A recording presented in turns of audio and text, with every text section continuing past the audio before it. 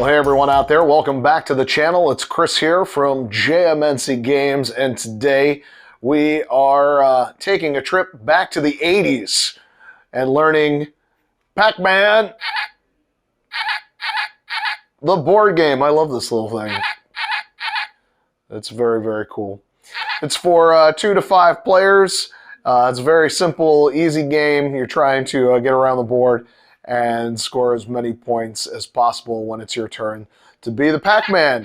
And when you're not the Pac-Man, you get to be the ghosts. Woo! Chasing Pac-Man around the board. If you haven't already done so, please take a moment to like and subscribe to our channel. We greatly do appreciate that.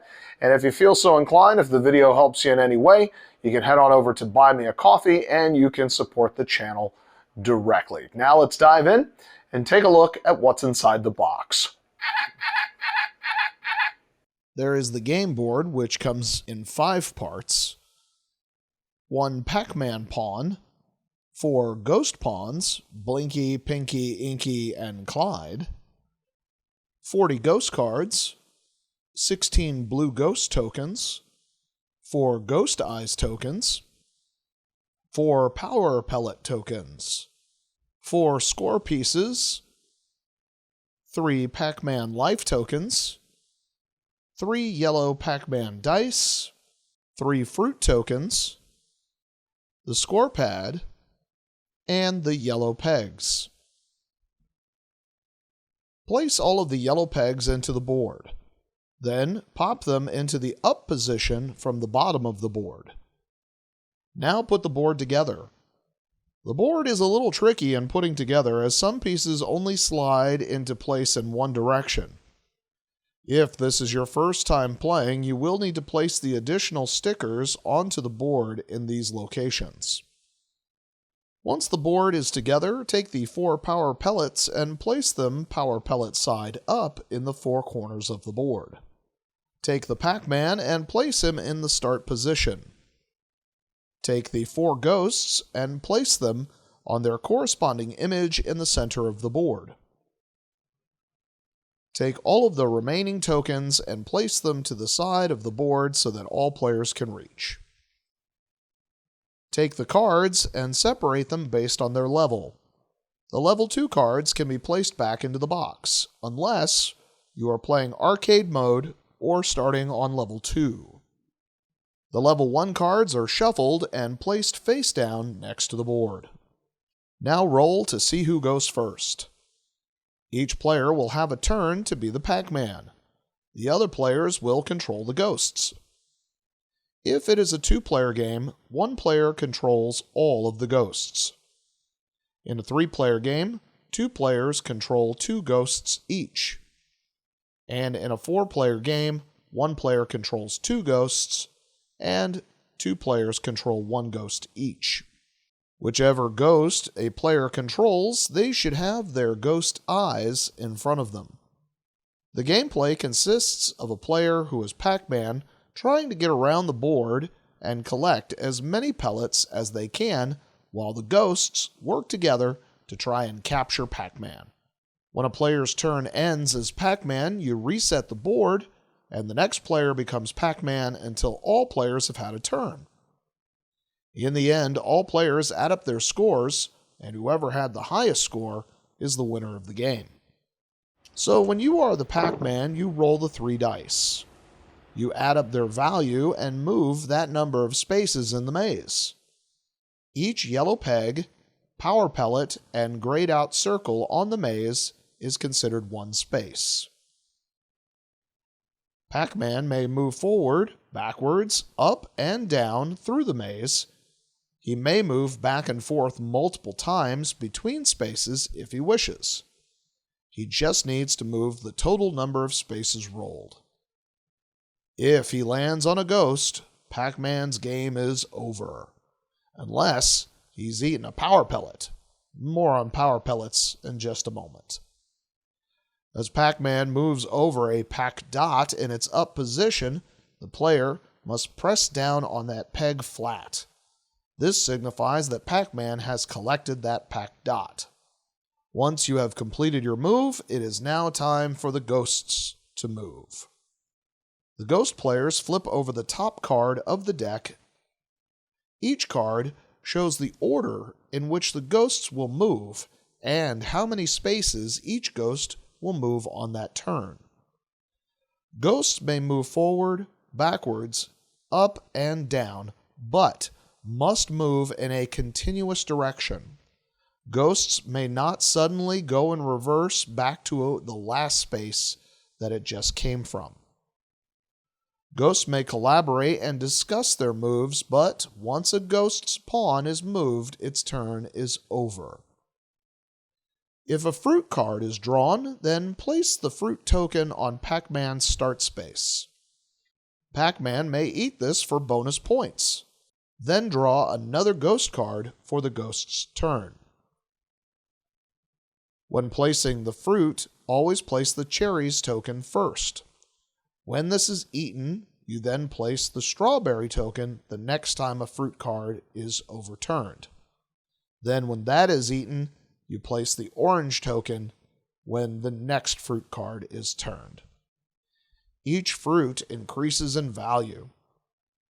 If you draw a fruit token, but all fruit tokens have been eaten, or there is already a fruit token on the maze, then discard this card and draw another card for the ghost's turn.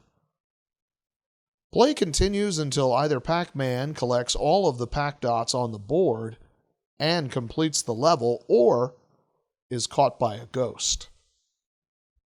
When starting the game, Blinky, the red ghost, must move first so that other ghosts can leave the ghost cage and enter the maze. So if Blinky is not the first ghost to move on the first card drawn, then the ghosts that appear before him lose their turn since they cannot move out of the cage. Ghosts cannot move through other ghost pawns. If a ghost cannot move the total of their assigned movement, they move as far as they can and then their turn ends. When a Ghost Eyes token enters the ghost cage, that ghost's movement immediately ends and their turn is over.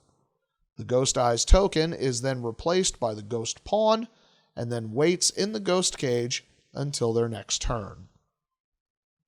The tunnel connects the left and the right sides of the game board. When Pac-Man moves onto a power pellet, his movement ends immediately, but his turn continues. He now gets a chance to eat ghosts for the next 3 rolls. First, flip the power pellet token over to display the gray circle underneath. Now, Pac-Man gets 3 moves. Roll 1 yellow die, and then move that number of spaces. Then roll the second yellow die and move. And finally, roll the third yellow die and move. During this movement, Pac-Man may eat ghosts, turning them into ghost eyes that must return to the ghost cage to regenerate back into a ghost. When Pac-Man finishes his 3 rolls, he can no longer eat ghosts unless he eats another power pellet. Pac-Man's turn is over, and the ghosts now take their turn, chasing him down once again. If an energized Pac-Man moves through a ghost that is eaten, 3 things occur. 1. Swap the ghost pawn for the corresponding Ghost Eyes token. The Ghost Eyes token acts like the pawn and must use its upcoming moves to travel back to the ghost cage to regenerate back into a ghost before it can start chasing Pac-Man again. Ghost Eyes can move through other players, and other players can move through them until they respawn back in the ghost cage. When a ghost is eaten, the Pac-Man player collects a blue ghost token and places it into his score pile. Each blue ghost token is worth 200 points. To eat a fruit, Pac-Man will move over it on the game board and not land on it like a space in the maze.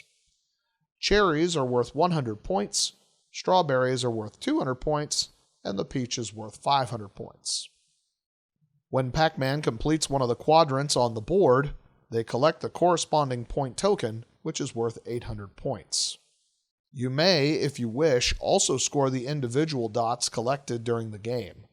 If you do, then it is 40 points per peg. If Pac-Man is able to complete the board, reset the board. Shuffle the cards and add in the level 2 cards and repeat. Once finally caught, add up the player's points and write them down on the score pad. Reset the board, and now a new player comes to be Pac-Man. If you wish, you can also play the arcade mode where Pac-Man has 3 lives. Place 2 markers by the board. You should play arcade mode with all of the ghost cards. Now when Pac-Man is caught, he returns to the start, and all of the ghosts return to their starting position. Remove one of the life markers, and continue the game. Once all 3 lives have been lost, the game is over. And so that is Pac-Man the board game. Thanks for joining us today. We sure hope you enjoyed Pac-Man, our explanation on Pac-Man the board game. And if you did, if you could give us a like and subscribe, we greatly do appreciate that. If you have any questions about the game, you can drop them down in the comments below, and I'll be sure to answer those as quickly as I can. Well, now we know the basics, so let's play.